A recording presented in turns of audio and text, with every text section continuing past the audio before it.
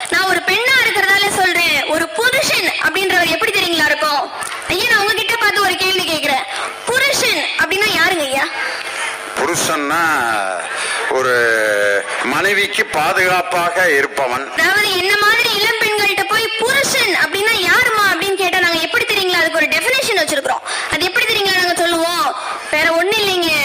புருஷன் அப்படின்னா Sun rice ஆவறதுக்கு முன்னாடி, அதாவது சூரியன் உதிக்கிறதுக்கு முன்னாடி யாரு புரு காப்பி போட்டுட்டு வந்து பொண்டாட்டி எழுப்புறாரோ அவர் தாங்க புருஷன். அம்மா, நாங்க மனைவி மட்டும் என்ன சும்மாவா? கணவனுக்கு ஈக்குவலா கொடுக்கணும்ல. ஆத்துக்காரி அப்படின்னா என்ன தெரியுமா நடுவர் அவர்களே? என்னன்னு தெரியுங்களா ஆத்துக்காரினா? அதாவது புருஷன் சொன்ன இல்லைங்களா, சன் ரைஸ் ஆவறதுக்கு முன்னாடி ப்ரூ காப்பி போட்டுட்டு வந்து பொண்டாட்டி எழுப்புறாருல்ல, அவ்வளவு வேலை செஞ்சுட்டாரு. அதுக்கப்புறம் மனைவியும் ஒரு வேலை செய்யணும்ல. அவரு போட்ட அந்த புரு காப்பியை வாங்கி ஆத்து ஆத்து ஆத்துன்னு ஆத்தி போய் புருஷங்கையில அழகா எடுத்துட்டு போய் கொடுக்குறோம் பாத்தீங்களா, அதுக்கு பேர் தான் ஆத்துக்காரி. இப்படி வீடுகள்ல எவ்வளவு சண்டைகள் நடந்தாலும் ஒரு சின்ன சின்ன விஷயத்துல கிடைக்கக்கூடிய மிகப்பெரிய சந்தோஷங்கள்லாம் வேற எங்கேயுமே கிடைக்காதுங்க. பணம் அவசியம் தான், நாங்க ஒத்துக்கிறோம். வாழ்க்கைக்கு பணம் தேவைங்க. ஆனா வாழ்க்கையே பணமா நீங்க மாத்திட்டீங்க அப்படின்னா உங்களுடைய நிம்மதியை நீங்க இழந்துதான் வாழ்வீங்க அப்படின்றதா நிதர்சனமான ஒரு உண்மை. பணம் அவசியம், ஆனா அதை விட உறவுகள் அத்தியாவசியம் என்பதை புரிந்துக்கணும் நடுவர் அவர்களே. இன்னொரு விஷயம் பாத்தீங்கன்னா, இப்ப என்ன மாதிரி கல்யாணத்துக்கு ரெடியா இருக்க பெண்கள்கிட்ட போய் நீங்க கேட்டு பாருங்களேன், உனக்கு எப்படிப்பட்ட கணவன் வேணும் அப்படின்னு கேட்டீங்கன்னா நாங்க பெரிய லிஸ்ட் எல்லாம் ஒண்ணும் கொடுக்க மாட்டேங்க. ரொம்ப சிம்பிளான விஷயம் தான். எங்களுக்காக எங்க கணவர்மார்கள் வந்து சில விஷயங்களை விட்டு கொடுத்து வாழணும்னு சொல்லி சொல்றோம். என்ன விஷயங்களை விட்டு கொடுத்து வாழணும்னு சொல்றோம் தெரியுங்களா? ரொம்ப பெரிய விஷயம் இல்ல நடுவர் அவர்களே. என்னென்ன லிஸ்ட் கொடுமா? சொத்து பத்தெல்லாம் நாங்க விட்டுட்டு வர சொல்லல. ஏன்னா அதெல்லாம் அவங்க சம்பாதிச்சது இல்லையா, பாவம். அதெல்லாம் நாங்க விட்டு கொடுக்கவே சொல்ல மாட்டோம். நாங்க சொல்ற ஒரே ஒரு விஷயம் என்ன அப்படின்னா, எனக்கு வரப்போற கணவர் வந்து வெக்கம், மானம், சூடு, சொரணு, ரோஷம், இந்த 5 விஷயத்தை மட்டும் விட்டு கொடுத்தா போதுங்க. வேற எதையுமே நாங்க விட்டு கொடுக்க சொல்லல நடுவர் அவர்களே. பின்னாடி கூச்சா தூக்கிட்டே அண்ணா அண்ணா அண்ணா அண்ணா அண்ணா அண்ணா அண்ணா அப்படின்ட்டே ஒருத்தர் வரணும். இப்படி எவ்வளவு நாங்க வந்து மனைவிமார்கள் எல்லாம் எவ்வளவு சண்டை பிடிச்சாலும் சரி, எப்படி எங்க வீட்டுக்காரங்களை நாங்க கிண்டல் அடிச்சாலும் சரி, அவன் என் மனைவி, அவன் என் பொண்டாட்டின்னு சொல்லிட்டு இன்னைக்கும் எத்தனையோ கணவன்மார்கள் வந்து தன்னுடைய மனைவியை விட்டு கொடுக்காம வாழ்ந்து கொடுத்துட்டு இருக்காங்க. அப்படின்னா உறவுகளுடைய அவசியம் அப்படி இருக்கு. இப்படிதான் கிராமப்புறத்துல காதலிச்சு ஒரு ஜோடி கல்யாணம் பண்ணிக்கிட்டாங்க. அவங்க எப்படி காதலிச்சாங்க அப்படின்றத அந்த மனைவி ஒரு பாட்டுல அழகா சொல்றா பாருங்க. பருத்தி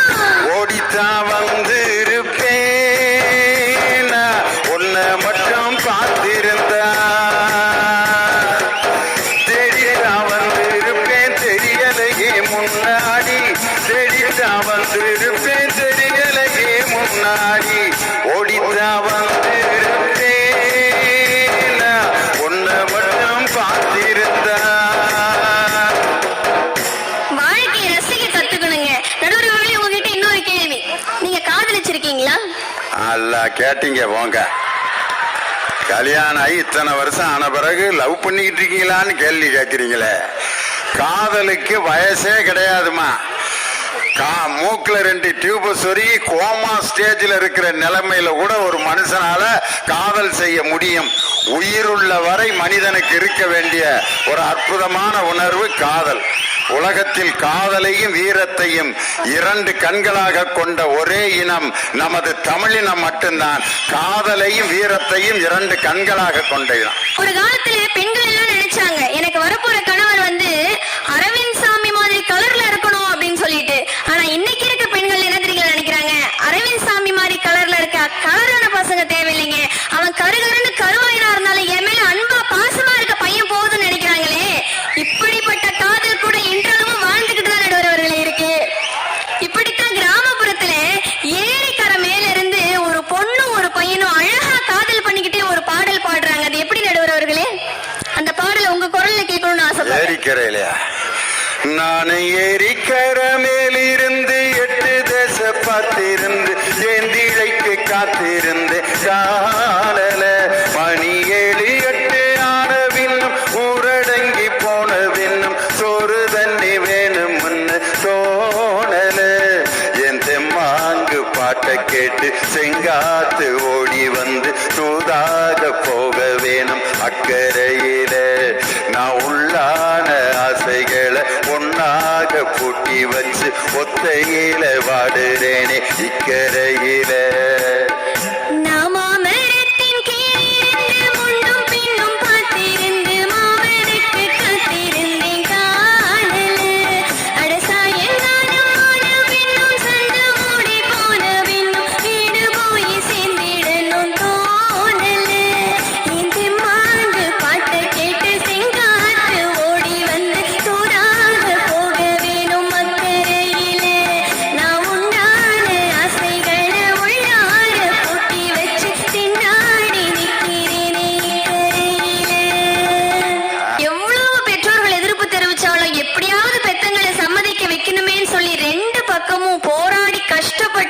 பல்வேறு கஷ்டங்களுக்கு இடையில 2 பேரும் ஒண்ணு சேர்ந்ததுக்கு அப்புறம் அந்த பொண்ணு மனைவியானதுக்கு அப்புறம் அந்த கணவனை பார்த்து அழகா பாடுறா நடுவர் அவர்களே. எப்படி தெரியுங்களா?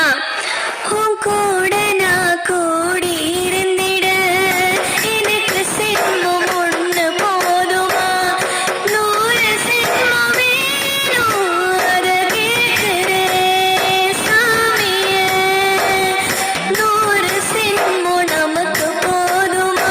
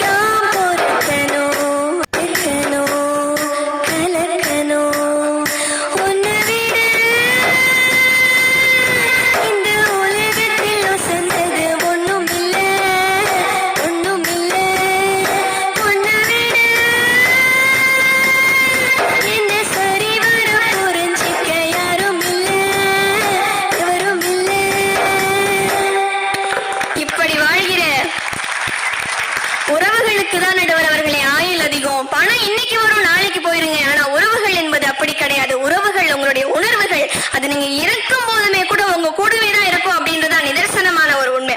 ஐயா, இன்னொரு விஷயம் பாத்தீங்கன்னா, உறவுகள்லயே மிக புனிதமான ஒரு உறவு எதுன்னு கேட்டீங்கன்னா அம்மா அப்படிங்கிற ஒரு உறவு. அதனாலதான் ஒரு கவிஞர் அழகா எழுதினாரு, ஒரு பிள்ளை தன்னுடைய அம்மாவை பார்த்து சொல்ற மாதிரி, எனக்கொன்னு ஆனதுன்னா உனக்கு வேறு பிள்ளை உண்டு, எனக்கொன்னு ஆனதுன்னா உனக்கு வேறு பிள்ளை உண்டு, ஆனா உனக்கொன்னு ஆனதுன்னா எனக்கு வேற தாய் இருக்கான்னு சொல்லி அழகா ஒரு கவிஞர் எழுதினார் என்று சொன்னால், அம்மா அப்படின்ற ஒரு உறவு அவ்வளவு ஒரு புனிதமான ஒரு உறவு நடுவர்களே. அதுக்கும் எங்களுடைய கவிஞர் அழகான ஒரு பொன் கரங்களால ஒரு வரிகள் எழுதினாரு. ஒரு மகன் என்பவர், நீங்க சொன்ன மாதிரி எப்பவுமே பையனுக்கு அம்மா தான் ரொம்ப இஷ்டம். அப்படி ஒரு பையன் தன்னுடைய அம்மாவுக்காக ஒரு பாட்டு பாடுறான் பாருங்க. வேறில்லாத மரம் போல் என்னை நீ பூமியில் நட்டாயே, கூர்கண் எந்த மேலே பட்டாலும் உயிர் நோக தொடித்தாயே, உலகத்தின் பந்தங்கள் எல்லாம் நீ சொல்லி தந்தாயே, பிறப்புக்கும் இருப்புக்கும் இடையில் வழி நடத்தி சென்றாயே.